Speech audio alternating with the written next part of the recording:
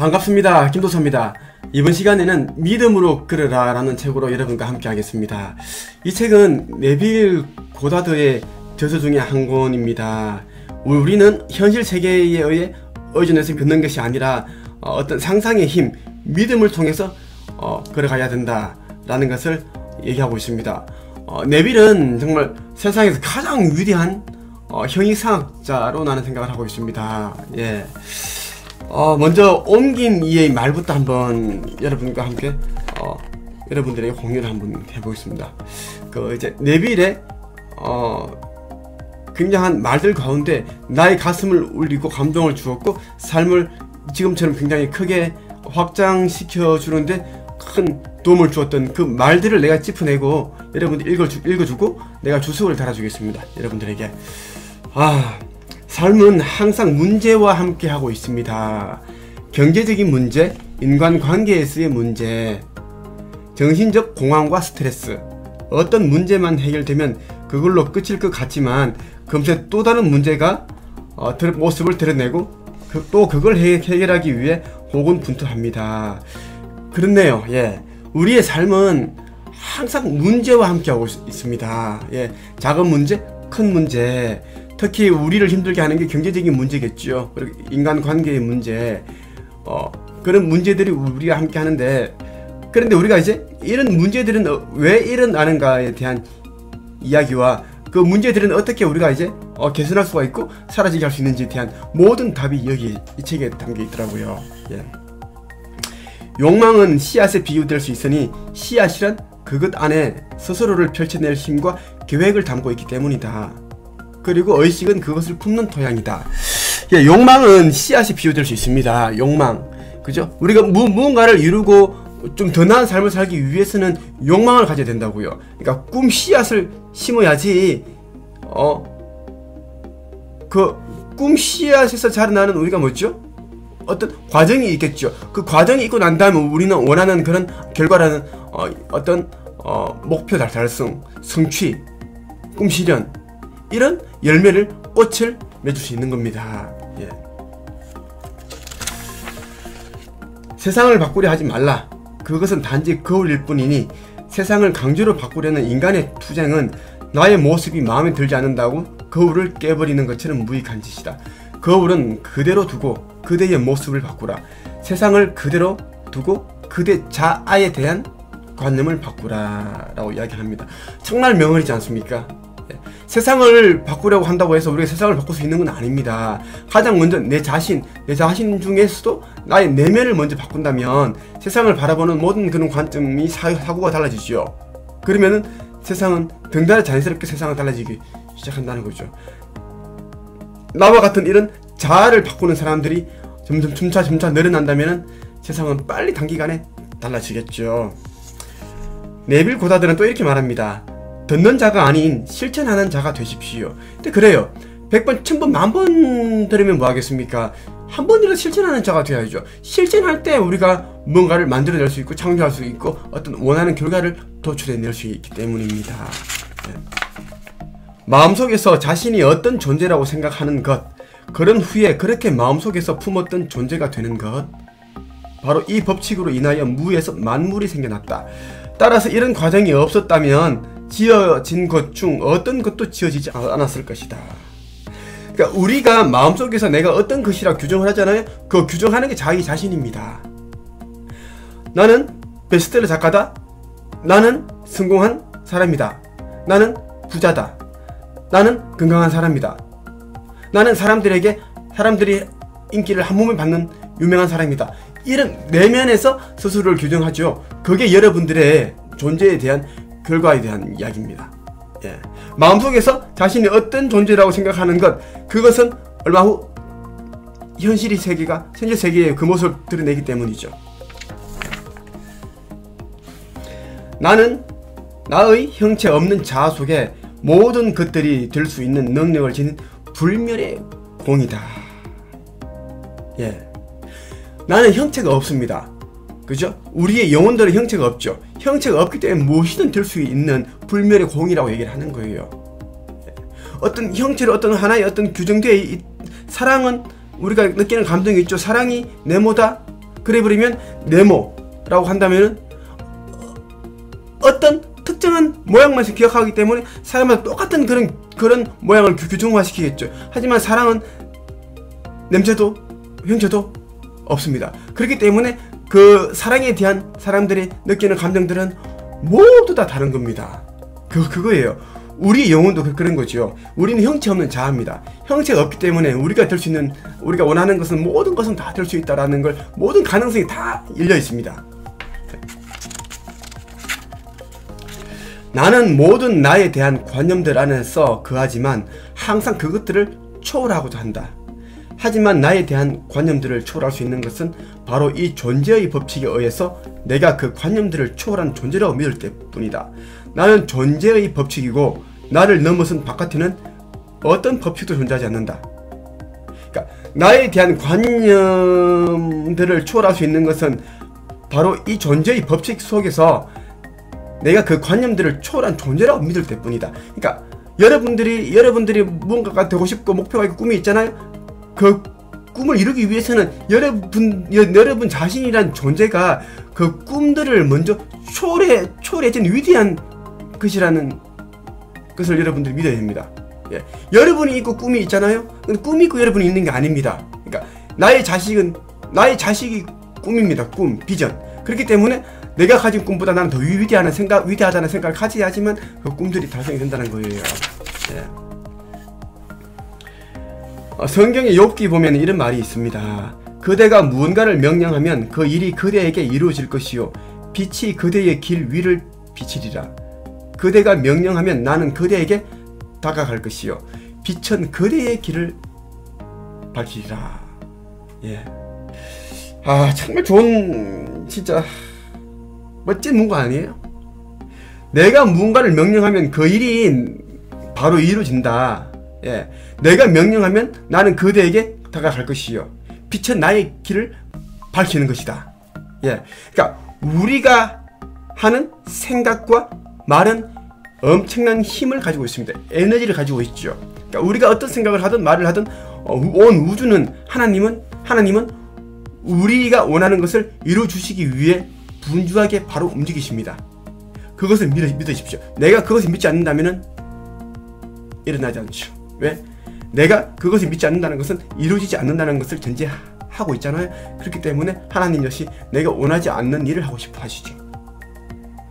그래서 이루어지지 않습니다. 인간 역시 무언가를 명령한다면 이루어질 것이다. 언제나 나의 세상에서 명령했던 것이 과거에 나타났고 지금 명령하는 것이 현재 나타나고 있다. 우리가 인간임을 인식하는 한 이런 명령은 계속될 것이다. 명령하지도 않았는데 스스로 모습을 드러낸 것은 없다. 이 말을 부정할지도 모르지만 시험해보라. 명령은 언제나 의식 안에서 완성이 된다. 우리 인간은 명령을 통해서 무언가를 계속 창조하고 있습니다. 여러분들이 지금 누리고 있는 모든 것들은 여러분들이 과거에 이 의식 속에서, 생각 속에서 모든 것들을, 원하는 것들을 선포를 한 거예요. 그것이 지금 이루어진 겁니다. 예. 여러분들이 어떤 특정한 장소에 가든, 어떤 사람들을 만나건, 무엇을 구입을 하건, 어떤 직장에 근무를 하건, 직장을 나오건, 모든 것들은, 이러한 것들은 여러분들이 명령을 했기 때문에 이루어진 것이다. 우리가 명령을 하지 않았는데도 모습을 드러내는 것은 하나도 없습니다. 나는 이것을 원하지 않았는데 왜 이게 나한테 나타났죠? 원하지 않았다라는 것에 원한 겁니다. 생각을 하지 말아야 돼요. 나는 저런 사람이 싫어. 나는 저렇게 생긴 사람이 싫어. 나는 가난한 사람이 싫어. 이러면 우주는, 하나님은 내가 가난한 사람을 좋아하는 걸로 인식을 하는 거예요. 그래서 가난한 사람을 만날 수 있게끔 그 모든 환경을 창조하시죠. 나는 부자가 좋아. 나는 이런 사람이 좋아. 그러니까 긍정의 생각으로서 원하는 결과를 상상을 할 수 있어야 됩니다. 그래야 그것이 내 것이 된다는 거죠. 좋은 말이죠. 우리는 하늘과 땅을 창조하신 분인 주 하나님이 인간의 존재 의식이라는 것을 깨달았다. 하나님은 우리의 의식입니다. 의식이죠. 우리의 의식과 하나님은 연결되어 있기 때문에 우리의 의식을 하나님이라고 해서 무방합니다. 그리고 우리 하나님은 모든 만물의 섬에 계십니다. 우리가 들이마시는 공기와 내가 사용하는 그런 모든 그 물건들, 핸드폰, 컴퓨터, 자동차, 모든 것들에 하나님은 스며 계십니다. 그렇기 때문에 우리가 어떤 것을 원하건 어떤 것을 말을 하든 내가 지금은 기억하지만 잠시 후면 기억하지 않겠죠. 하나님은 다 알고 계십니다. 예. 그렇기 때문에 우리가 마음속으로 품는 그런 생각들도 잠시 후면, 몇 개월 후면, 몇 년 후면 실현되는 이유가 여기에 있습니다. 예. 불변하는 현현의 원리는 성경 속에서 이야기로 표현되었다. 이 신성한 책의 작가들은 깨어난 신비주의자들이자 마음의 기법에 통달한 자들이었다. 마음의 기법 알죠? 마음의 원리에 통달한 자들이었다. 그들은 영혼의 이야기를 서술하면서 그것을 보존하고 아직 진리에 눈뜨지 않은 사람들의 눈을 피하기 위해 비인격의 원리를 하나의 역사의 형태로 남겼다. 오늘날 이 위대한 보물은 세상의 성직자들에게 맡겨졌지만 그들은 성경이 마음에 관한 드라마라는 거 사실을 잊었다. 야, 성경은 마음에 관한 드라마예요. 성경은 과학보다 더 과학적인 것이기도 하지만 그리고 우주의 법칙이 담겨있는 그런 연금술이 담겨있는 진리서예요. 그리고 수천 년, 수만 년이 흘려도 2000년 전에 나온 이 성경은 통하는 마음에 관한 드라마입니다. 이 마음에 관한 드라마라는 것을 우리가 인식을 하고 성경을 읽어 나간다면 텍스트만 읽기보다 텍스트에 담겨있는 그 비의적인 뜻을 우리는 이해하려고 할 거예요. 숨겨진 뜻 말이죠. 예. 그게 정말 성경의 묘미는 비의적인 해석을 이해할 때가 가능합니다. 예. 우리는 하나님이 우리와 분리된 존재로서 바깥 세상 어딘가에 존재한다는 그릇된 믿음을 버리고 우리의 존재 인식이 하나님 것을 깨닫는다면 우리의 세상은 황폐한 땅에서 흡족할 만큼 기름진 땅으로 바뀔 것이다. 이런 변화를 정말 일구어낸다면 나와 아버지는 하나이지만 아버지는 나보다 더 위대하다는 것을 알게 될 것이다. 하나님 아버지는 어디 계시지 않습니다. 무조건 성전에만 계신다? 그건 아니에요.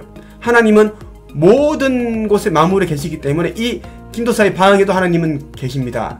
그렇기 때문에 우리는 굳이 하나님을 뵙기 위해 아련하기 위해 교회나 성당이나 이런 곳으로 갈 필요는 없습니다. 내가 있는 모든 곳에 하나님 계시고 내가 하나님을 생각하는 순간 하나님 나와 함께 하시죠. 그래서 매 순간 하나님을 생각하고 예수님을 생각한다면 항상 함께 동행하고 모든 것을 함께 합니다. 모든 일을 계획을 하고 함께 일을 진행해 나가죠. 결과도 하나님은 우리가 원하는 결과를 도출해내기 위해서 굉장한 우리가 모르는 길을 펼쳐 보여주신다고요. 그래서 아버지와 나는 하나이지만 아버지는 나보다 더 위대하다는 생각을 가지고 있습니다. 그래서 어떤 일이 생기더라도 나는 두려움이 없습니다. 첫 번째, 일어나야 할 일이 일어나고요. 두 번째, 내가 원하는 상상을 머릿속에서 생생하게 그린다면, 그리고 믿는다면 그 내가 원하는 결과가 쫙 펼쳐질 것이기 때문입니다. 예. 그리고 모든 시련에는 축복할 만한 축복의 씨앗이 담겨 있다는 것을 나는 알고 있습니다. 의식은 인간이 자신으로 인식하는 것을 언제나 부활시키고 외부로 모습을 나타내게 하는 권능이자 길이다. 나는 길이요 나는 부활이라. 의식의 법칙은 현현히 일어나는 유일한 길이다. 그래서 예수님이 성경에서 이런 말씀하셨죠. 이 성전을 무너뜨리고 사흘 후에 성전을 다시 짓겠다라는 거. 이것은 예수님이 이제 십자가에 못 박히시고 신성 모독죄로 이제 십자가형을 받죠. 그러면 돌아가시겠잖아요. 돌아가시고 난 이후에 사흘 후에 다시 몸이 성전이죠. 하나님이 계시는 곳이 몸이 육체인데 이것을 다시 부활시키겠다. 다시 태어나겠다라는 거. 그대로 이 육체 그대로 부활하시겠다는 그 의미로 성경에서 말씀하신 거예요. 사람들은 수많은 기독교인들은 이것을 잘못 해석해서 성전을 무너뜨리고 다시 짓겠다라는 건데 그 말이 아니라는 거예요. 보이는 이런 그 건축물로 지어진 성전들은 진짜 성전이 아닙니다. 허물어질 것들이죠. 근데 우리의 영혼이 깃들어 있는 이 육신의 말로 진짜 하나님이 거하시는 성전이라는 거죠. 의식은 인간이 자신으로 인식하는 것을 언제나 부활시키고 외부로 모습을 나타나게 하는 권능이자 길이다. 그러니까 우리가 원하는 것을 끊임없이 생각을 하고 믿는다면은 그것은 얼마 후에 이 현실 세계에 쫙 펼쳐진다는 겁니다.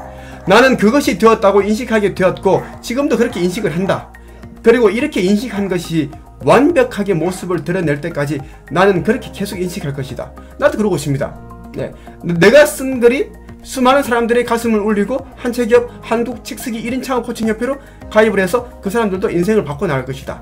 나처럼 단기간에 1개월 내에 책을 쓰고 원고를 쓰고 출판사와 계약을 하고 책이 나온다.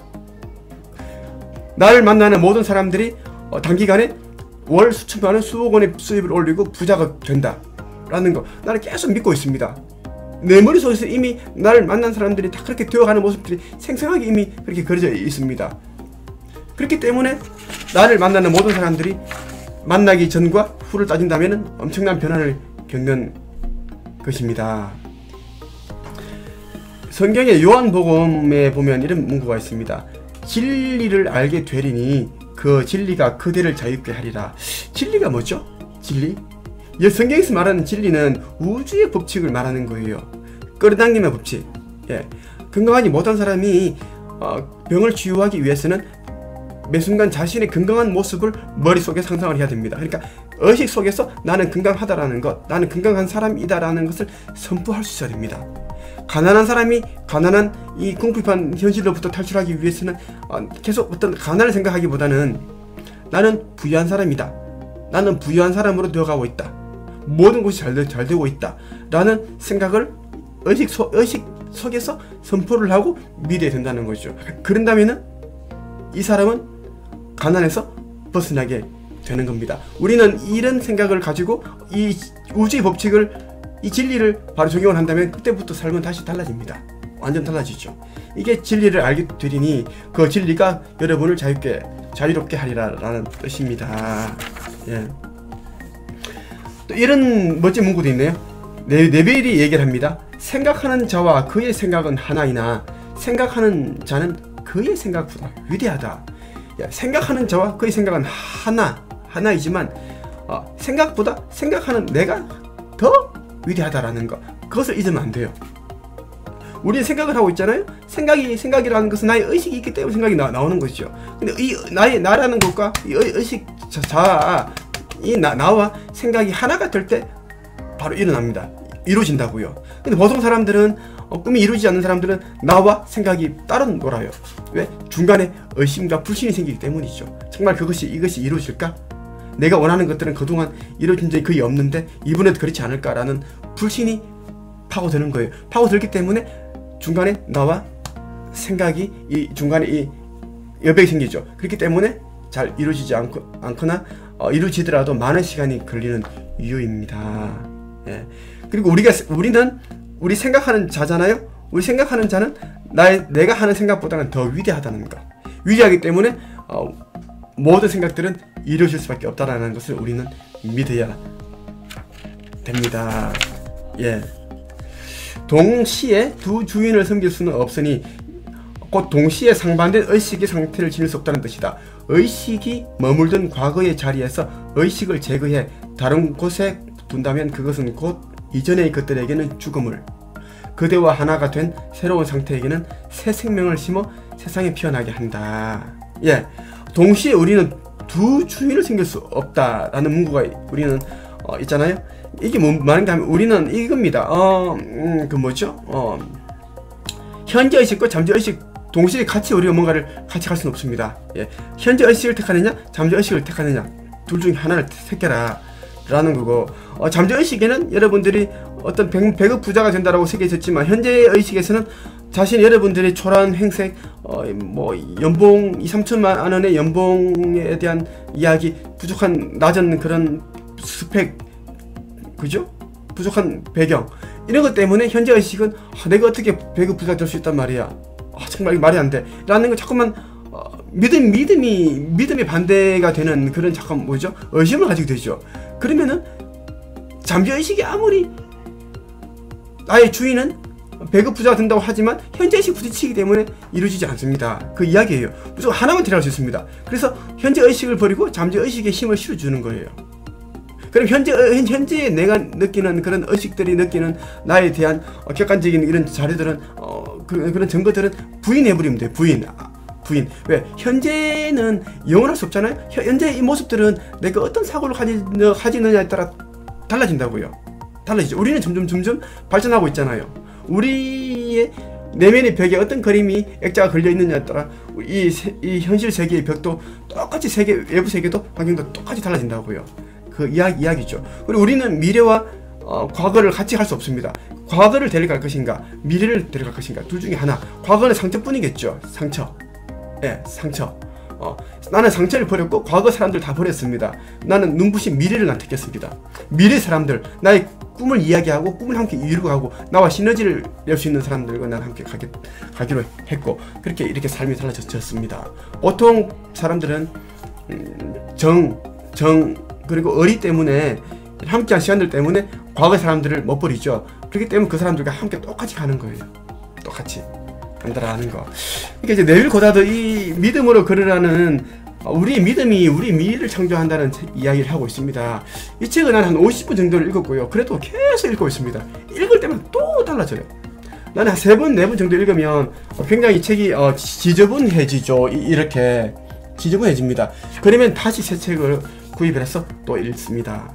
여러분들도 이제껏 나의 운명을 창조했던 것은 나의 믿음이다. 그리고 앞으로의 인생을 창조하는 것도 믿음이기 때문에 우리의 믿음이 모든 걸 결정한다. 그래서 이제부터는 정말 우리의 삶을 건설하고 더 눈부신 세계로 그렇게 펼쳐 보이는 그런 믿음을 가져야 된다는 생각으로 인생을 살아가야 됩니다.